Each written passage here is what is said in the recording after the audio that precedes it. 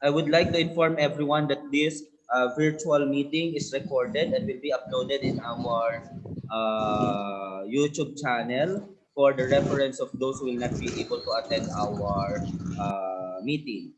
May I request one of you, Marjorie, to please lead the prayer before class. Please turn on your camera. All of you, please.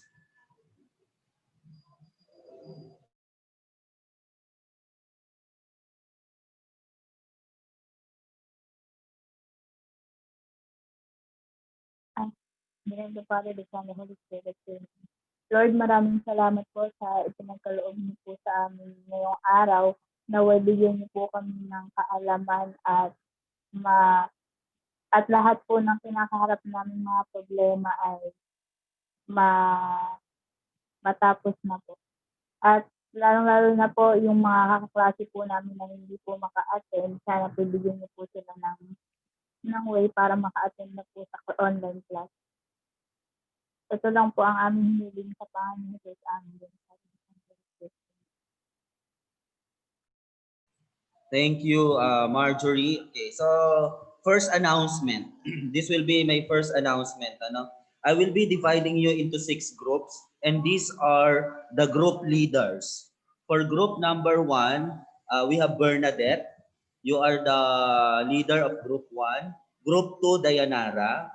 Group 3, Roderick. Group 4, Vincent. Group 5, CJ Dayan. And group 6 is Marjorie. So your first task, group leaders, is to select 3 members. So bali magiging 4 kayo sa grupo, ano? 4 members per group. So halimbawa si Bernadette, hahanap ka pa ng 3. Si Vincent, hahanap ka pa ng 3. Okay? So that is your first task. So this is SEM 16, and in SEM 16 ganun pa rin tayo, na 20, 20, 60, 20 for term exam, 20 for written test, and 60 for your performance and outputs. Please allow me to share my screen to all of you. Okay, by the way, this PowerPoint presentation is from Dr. Posadas. So please allow me to acknowledge her because this PowerPoint presentation is from her. Balikan lang natin na to, ano, yung elements of a research problem, kasi this will be your first task for you to have your title, for you to have your research problem. Okay, so ano-ano ba ang elements ng isang research problem? So these are the elements. Number 1, dapat meron kayong aim or purpose. So aim or purpose of the problem for investigation. Ano yung dahilan? Bakit ito yung problema ninyo?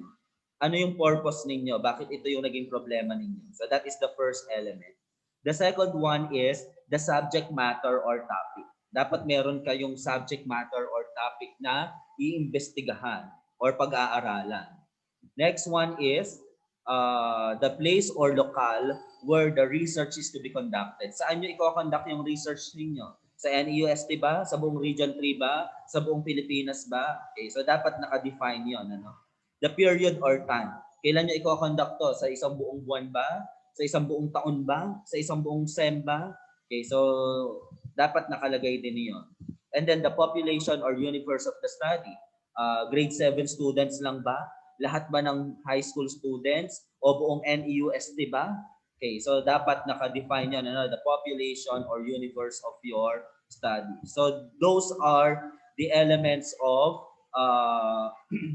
of a good research problem. 5. Number 1, aim or purpose.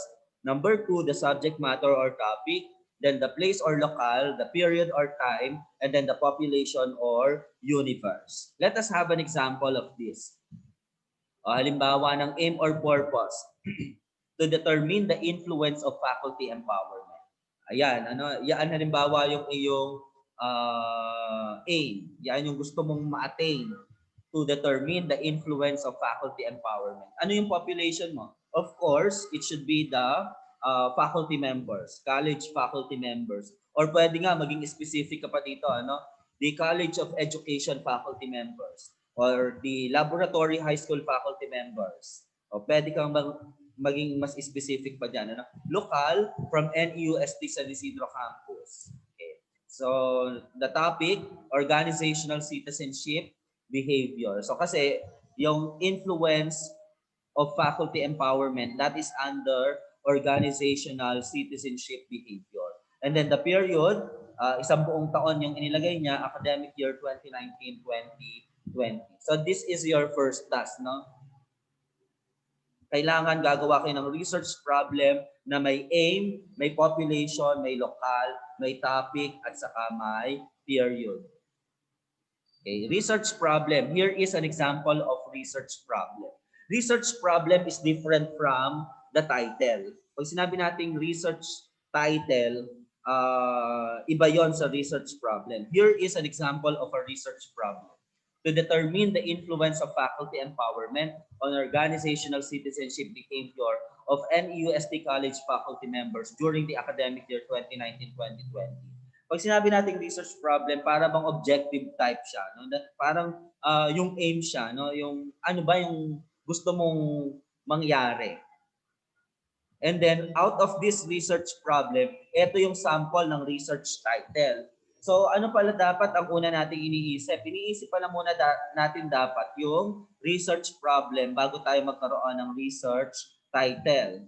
Or minsan naman, meron mga pagkakataon na naiisip natin una yung research title at saka tayo gumagawa ng research problem. But technically, dapat nauuna si research problem, and then out of that research problem, dun ka palang maggagawa ng iyong research title. Okay? So dapat alam mo na muna kung ano yung problema.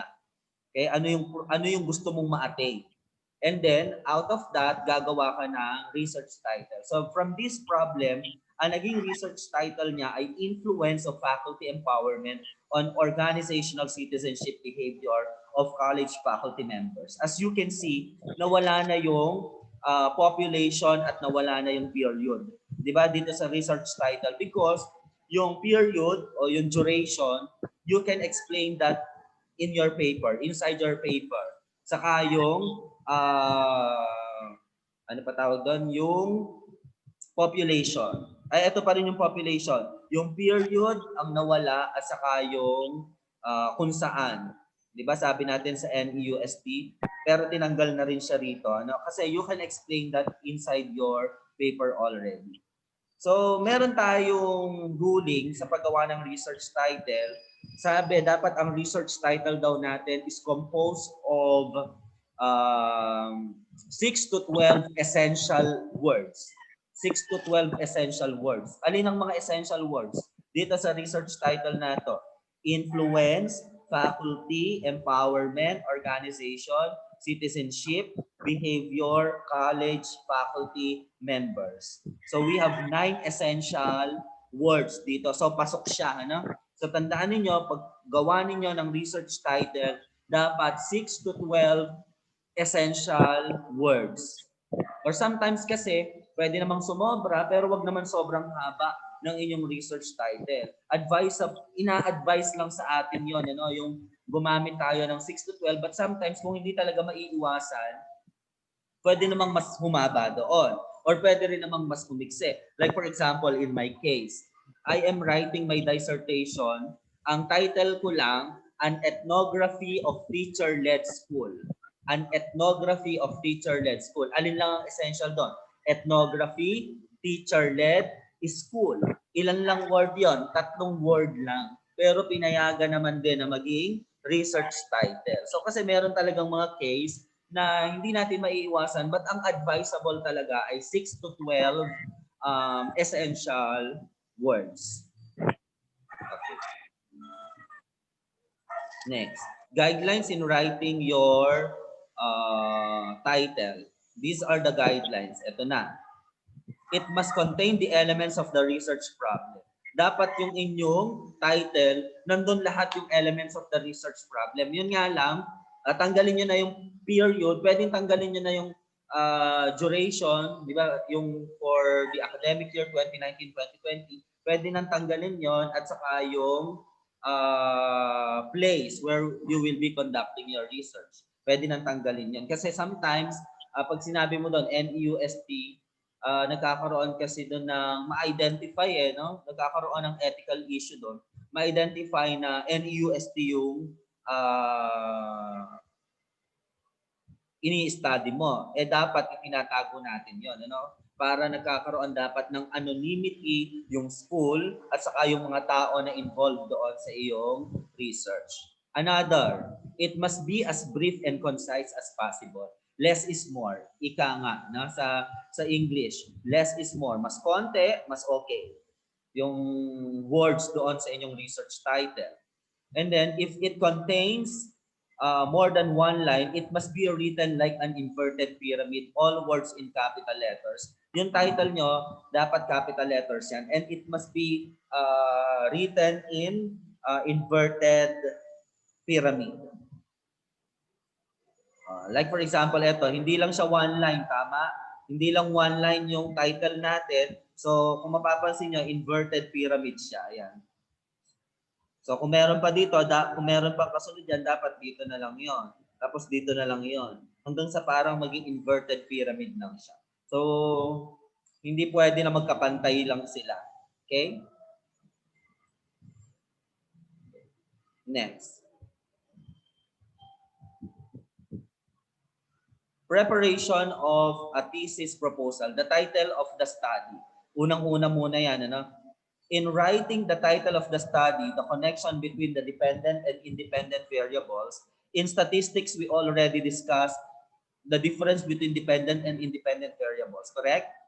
So nagbabago si dependent variables, depende sa pagbabago ng independent variables. Then meron tayong input and output. So yung input natin, ito yung pinaka-independent variable natin. Tapos yung output, yun yung dependent variable. Kasi nakadepende yung magiging output natin kung ano yung ating input. Then the same is true with the stimulus and response. Must always be observed. In some cases, especially for publication purposes, titles are contemporarily written with style that would catch the attention of readers. So lalo na ngayon, napakarami ng mga research titles na catchy. Yung pinagsasama yung English and Filipino para maging catchy siya sa mga readers. And I also encourage all of you to do the same, to make your titles catchy, to make your research titles as beautiful as it can be. So example of title. The role of students' emotional quotient in their academic performance. What is the independent variable? Emotional quotient. Ano ang dependent variable? Academic performance. Kasi ang gusto ditong makita ano daw yung role ng EQ sa academic performance ng mga estudyante. Tama? So ang independent, yung EQ, di ba? Yung EQ, yung emotional quotient, paano ka mag-handle ng mga emotion mo?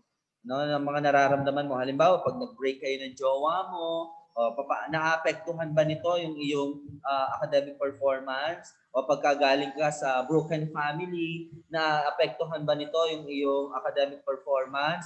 Kapag medyo na-stress ka sa itsura mo, naapektuhan ba nito yung iyong academic performance? What I mean is the emotion, kung ito ba ay nakakaapekto sa academic performance ng mga estudyante. Yun yung gusto niyang makita. So maganda yung title, no? The role of students' emotional quotient in their academic performance. Pwedeng aralin talaga, no? Meron ba talaga? Ano ba talaga ang role niya? Kasi merong iba't ibang klase ng pagtanggap diyan. Merong mga galing sa breakup pero mas tumaas ang marka dahil parang yun ang naging revenge niya dun sa kanyang jowang nang iwan sa kanya. Meron namang galing sa breakup pero bumaba ang marka kasi masyado niyang dinamdam yung mga nangyari sa kanya. Merong mga from broken family na nagpupursige because they take it as a challenge. Meron naman from broken family na nagkakaroon ng malaking problema in terms of academic performance because they take it in a negative manner. Okay? So, depende. Another example of title. Ayan. The effectiveness, pakibasa nga, Winnie, pakibasa mo nga yung second title.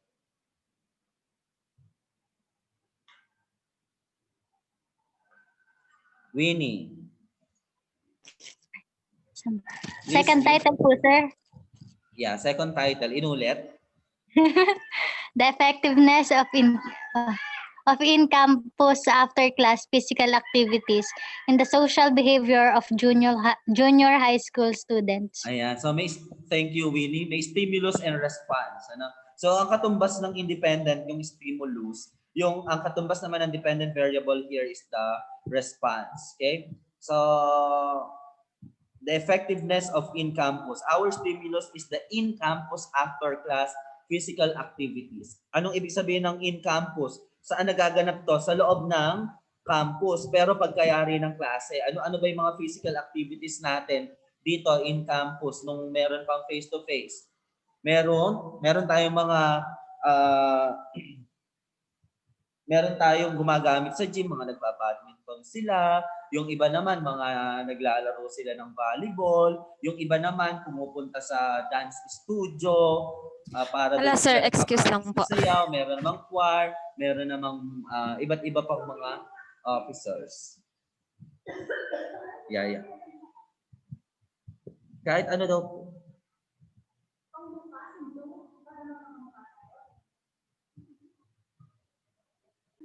Ayan. So, our stimulus here in campus after class activity. Tapos ano daw yung epekto nun sa social behavior ng mga estudyante? O, halimbawa, yung activity nila, nasa chat room sila.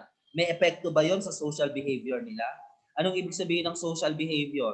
Yung pakikihalubilo nila sa kapwa nila. Ano? Halimbawa, nasa choir sila. May epekto ba yon sa kanilang social behavior? Halimbawa, nasa, ano pa yung mga club natin dito, salinggaway. Salinggaway nga ba yon? O dance troupe. O may epekto ba yon sa kanilang social behavior? Yun yung gustong makita ng title na ito. Ano ang epekto ng mga in-campus after-class activities sa social behavior ng mga estudyante? At specific siya ha, junior high school students. So kung makikita nyo, ang ganda ng dalawang title na ito. Okay? So you can use this as your inspiration. But please make your titles related to mathematics already. Ano? So gawin nyo yung mga titles ninyo na related sa inyong major. Another example, implementation of the flexible learning in higher education institutions as perceived by SUC student, State University students. Ano yung input dyan? Flexible learning in higher education institution. Ano yung response? Yung perception. Okay. So, kung makikita ninyo, okay din yan, ano, para magse-survey ka lang dyan,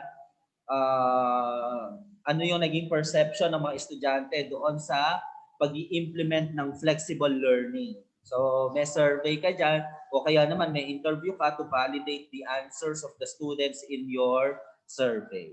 So, that's also a good title. So, those are the different titles, samples of titles, the elements of research problems and guidelines in making your research title. Now, your task is to make your title already, pero dapat yung title ninyo, pakisulat nyo yung elements. Okay? So ano-ano yung mga elements na meron tayo? Yung aim or purpose, tapos may subject matter or topic, yung place, saka yung period of time, saka yung population. So 5 yon, ano? Aim or purpose, subject matter and topic. Ano pa yung isa? Then place or local, then period or time at saka yung population. 5 yung isusulat ninyo. Tapos ano yung title. And then pagkayari ng title, ganito para magkakamukha tayo. Elements. Elements, research problem, title, input and output. So again, ang susulat ninyo ay elements muna. Elements, and then research problem. Sinusulat ko ha. Research problem. And then after research problem, research topic, ay research title. After ng problem, title.